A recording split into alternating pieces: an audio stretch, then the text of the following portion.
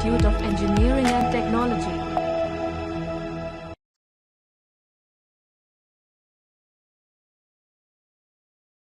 Hello students, after defining transformations which are in 2D and 3D, in particular polar transformations and spherical and cylindrical transformations, today we are going to discuss how to deal with the general transformations which are not actually standard transformations, because in many cases what will happen, our objective is to find a volume or area of a structure which is not falling under these three categories of polar coordinates or cylindrical coordinates or spherical coordinates. So for any random object, how to find the volume using the transformation, that is our main objective of discussion in this talk. So particularly for that we need one definition which is known as Jacobian. It will help you to construct any transformation in 3D or in 2D. Particularly it will help you for multiple integration. So in this talk we are covering definition of Jacobian, how to define Jacobian for 2-dimensional and 3-dimensional objects, how to define geometric, what are the geometric properties of Jacobian, and particularly how to deal with our standard coordinates also using Jacobian. So let us start our first part, which is definition of Jacobian. So if I want to define this property which is known as Jacobian, I need to consider one transformation. So for a coordinate transformation x equal to h of uv and y equal to g of uv, the Jacobian J is defined by a notation delta of xy upon delta of uv, and this is exactly nothing but the determinant of x sub u, x sub v, y sub u, y sub v. Now x sub u, it indicates del x by del u. So these are all partial derivatives which are in the determinant of order 2 cross 2. So that means now what I want to actually achieve by this Jacobian J is, suppose I am transforming my region G in my regular coordinate system to another region which is defined by R in some new coordinate system. What will be the area of that rectangle, which is nothing but the differential rectangle, which we can say as it is generated by a small change in coordinates x and y. So if I consider particularly orange region which is G, and if I fix the point, then in surrounding of that point you can see one orange rectangle is generated. But now if I transform my coordinates from xy to uv, it will convert that coordinate system from region G to region R. That means now I am molding my region from rectangle to a circle in the first quadrant. So parallelly my point is also moving. So if I consider that point around which I considered a rectangle part which was orange, now it is in a polar coordinate, means in a circular part which is now highlighted by sky blue color. So how this change is happening, with which amount this area surrounding the point is extracting or contracting, is defined by determinant of J. So this is the role of Jacobian J. It will help you to identify the new area element after transformation. And we know that thing, that determinant is always related with the area of the transformed space. So combining these two, I can now see what will happen to this rectangular orange part in my regular region to the transformed part in sky blue case, which is R.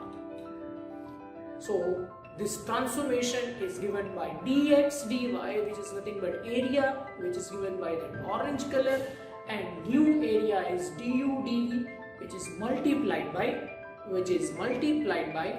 mode of J, and that mode of J is nothing but a scaling factor defined by Jacobian to consider values in new transformed space. So keeping this thing in our mind, let us discuss some properties of Jacobian. The first property, as we know that for Jacobian, J for transformation xy to uv, it is defined by del of xy upon del of uv with help of that determinant. Now if I consider the reverse transformation, suppose I define uv in terms of x and y, then what will happen? The Jacobian J is defined by J dash and it is del of uv upon del of xy, and correspondingly I can define determinant. And then if I have a particular case where xy is depending on uv and uv is depending on rs, and that means Jacobian J is xy with respect, that means xy is with respect to uv and uv with respect to rs. So I need to multiply those two Jacobians to find my final value of xy in terms of rs. And last property is, if I take transformation J Jacobian and if I take inverse transformation J dash Jacobian and if I multiply it, obviously they must be equal to 1. So keep these three properties in your mind: value of J dash, value of J in terms of chain of the coordinates, and then finally multiplication of J and J dash. Now let us consider Jacobian in two-dimensional case. If I want to find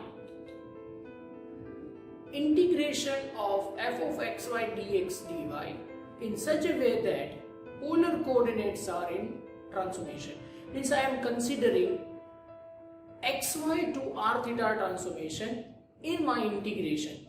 So first of all, I want to find what is the Jacobian for the standard polar coordinates, and then how I can use that transformation to convert my question from Cartesian to polar.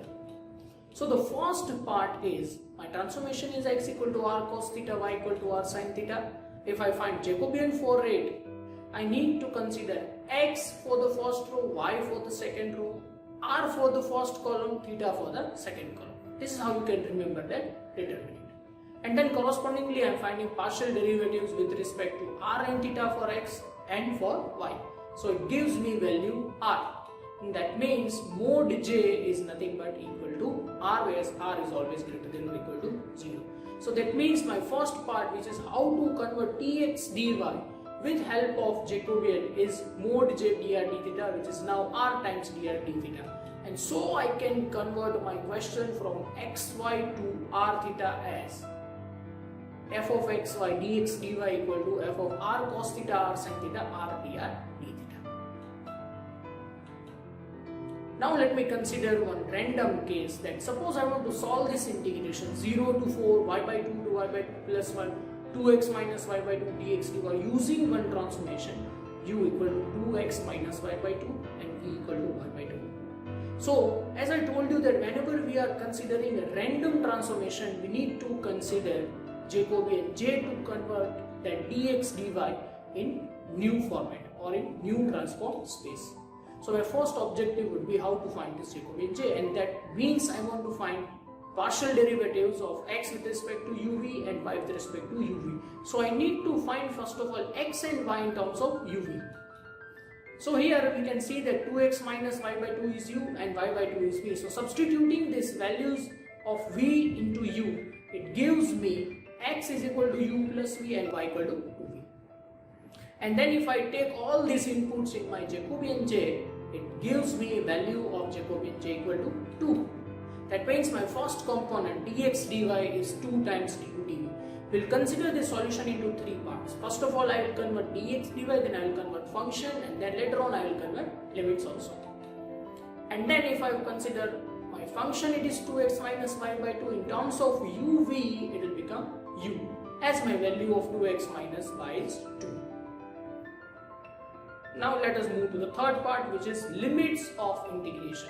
So first of all, I am considering innermost limit. Now inner variable is dx, so x is equal to y by 2, x equal to y by 2 plus 1, and taking input of value of u and v into this, it will give me u plus v equal to v and u plus v equal to v plus 1. So finally it will result into u equal to 0, u equal to 1. Taking another limit for the outer variable y equal to 0, y equal to 4, which means that 2v equal to 0, 2v equal to 4, and ultimately it gives me v equal to 0, v equal to 2. So now focusing on these three components, order dx dy, function and limits of integration, now I can move my region G into region R. Again I am considering orange color for my regular region and considering blue color for my transformed region. So if you look carefully, my regular region was actually a slanted region, and then over there my limits are y equal to 0 to y equal to 4, y equal to 2x to y equal to 2x minus 2. So you can see clearly integrating that region is comparatively difficult, as if I take vertical or horizontal strip, it will divide my region into two parts. So it will be better if I convert that region in such a way that it will be in a rectangular shape. So for that reason we are defining transformation. So now if I construct all these values of integration in terms of u and v, it will give me integration u from 0 to 1, v from 0 to 2, function u and 2 times du dv. After integration it will result into 2. So my final answer of integration is 2. Now let us move to Jacobian for 3-dimensional coordinates. So the format is like this. If I consider J for x, y, z to u, v, w, then it is nothing but 3-dimensional determinant. So again the rule is same. Rows are for x, y, z and columns are for u, v and w. Now I am taking dx, dy, dz as norm of j, du, dv, dw. So here you can see clearly that now my object is in a random shape which is d, and now it is transformed into a regular shape which is given in the orange color. So this is our motive. In place of considering triple integration on a random region, what we'll do, we will find one isometric structure which is always with the same volume but it is well organized, which will help you to find limits easily and it will help you to integrate your function also easily. Now let us consider cylindrical coordinates for Jacobian. Suppose I consider my cylindrical coordinates as x equal to r cos theta, y equal to r sin theta and z equal to z, then Jacobian is defined by our standard definition of 3 coordinates, and if I take all inputs with respect to x, y, z, its partial derivatives, my final answer is equal to r, and that means value of j is equal to r, which gives me value of a cube which is in x, y, z space to a new space which is transformed after applying this cylindrical transformation. So you can see that cube is now converted into a cylindrical wedge, and if you remember, we considered this transformation in our cylindrical coordinates also, and this will help you to convert your dx, dy, dz directly in form of dr, d theta, dz, irrespective of going for its construction. So in cylindrical coordinates, we considered this change of order dx, dy, dz with respect to graph. This is algebraic way of converting your order dx, dy, dz into dr, d theta, dz. Now let us consider same thing for spherical coordinates. If I consider spherical coordinates, then our standard transformation is x equal to rho cos theta sin phi, y equal to rho sin theta sin phi and z equal to rho cos phi. Again, if I take all these inputs in my 3-dimensional Jacobian, the determinant will finally value into rho square sin phi, which was quite expected, as now I am moving my surrounding of the point which was cube into a spherical wedge. Now this which we also consider in case of transformation which was spherical transformation. So it will help you to convert your question in 3-dimensional xyz plane to 3-dimensional xyz space to 3-dimensional spherical space. So here also this is algebraic way to construct the new order d rho, d theta, d phi. Now let us consider one example which is in 3D.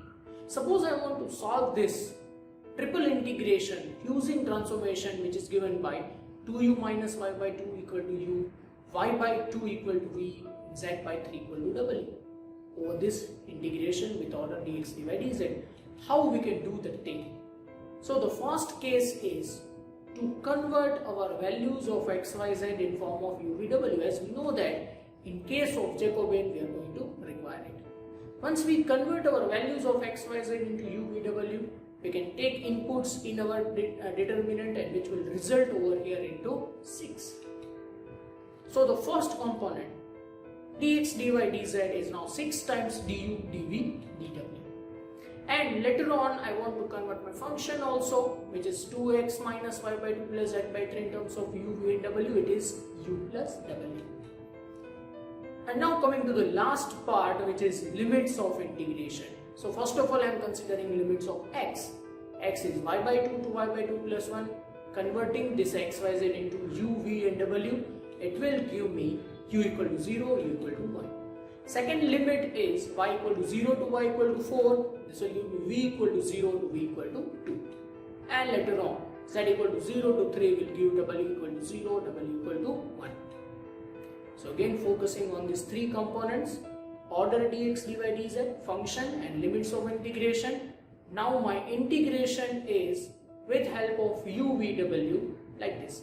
U from 0 to 1, v from 0 to 2, w from 0 to 1, u plus w 6 times du dv w. Now solving it with help of our regular conventional triple integration. First of all I am taking integration with respect to u. It gives me u square by 2 plus uw, taking limit 0 to 1. And then after input I am taking integration with respect to v. It gives me v by 2 plus uv, and from v to 0 to 2. And finally I am taking integration with respect to w, which gives me answer equal to 12. And that means value of this triple integration is equal to 12. So this is comparatively very easy if we consider this transformation. Now you should pause and ponder at this time, and you should try to solve this integration without using the transformation by regular dx dy dz. You will find that it is quite difficult to consider this integration.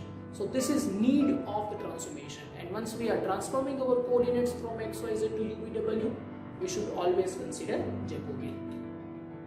So this was happening over here. See, I converted my 3-dimensional plate into a cube, which is exactly now denoted by this orange color. So in place of finding answer for the green region D, now I am finding answer for that orange region which was given by that new cubical structure. So you can see clearly value of u, v and w, they are nothing but 1, 2 and 1. And then it was transformed for this. So I hope all of you understand this Jacobian part also, that how to use Jacobian for 3-dimensional and 2-dimensional transformations, how it will help you to construct the integration in easy way, and how or what is the meaning of Jacobian geometrically. Thank you. LJ Institute of Engineering and Technology.